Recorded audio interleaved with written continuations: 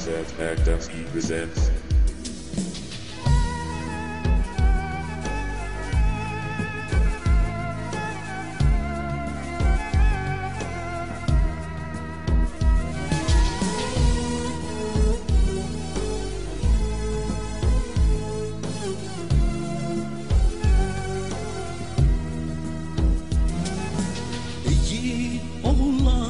Erler hanım, koca kurtlar sattılar adamı. Bəs ədalət, qeyrət hanım, ana bacılar tənha qaldı. Yiğit onlar erlər hanım, koca kurtlar sattılar adamı. Bəs ədalət, qeyrət hanım, ana bacılar tənha qaldı. Babək nəsli bu nə gündür, düşmənlər halına güldü. Şuşalaçın çiçəyi gülüydü, Kəlbəcər qurban edildi. Çadırlar kurdu, rahatlık vermir mənə bu duygu. Azeri türkü çadırlar kurdu, rahatlık vermir mənə bu duygu.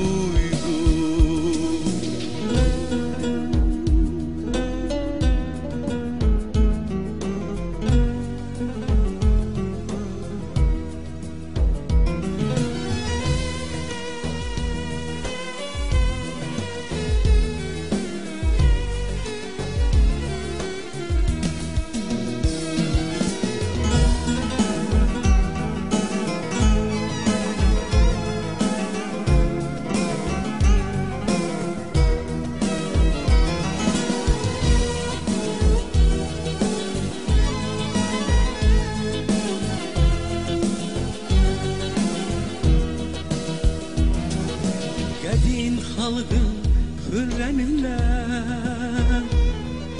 10.000 ile 100.000 gram, bəsdir daha Allah biz qisas,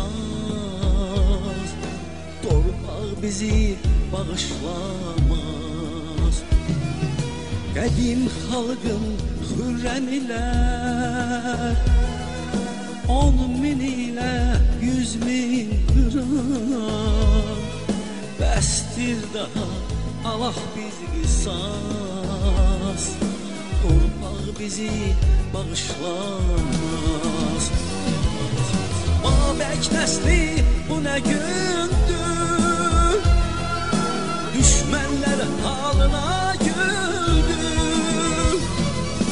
Şuşalaçın çiçəyi gülüydü, Kəlbəcər qurban edildi. Azeri türkü çadırlar kurdu, rahatlık vermir mənə bu duygu. Azeri türkü çadırlar kurdu, rahatlık vermir mənə bu duygu.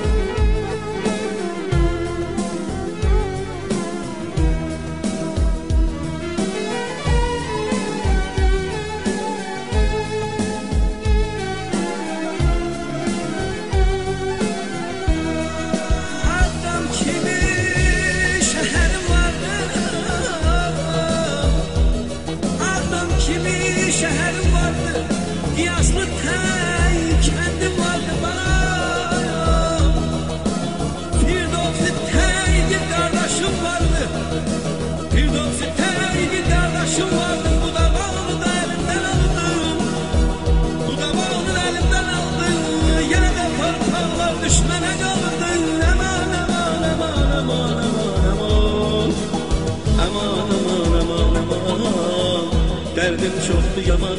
Aman, aman, aman,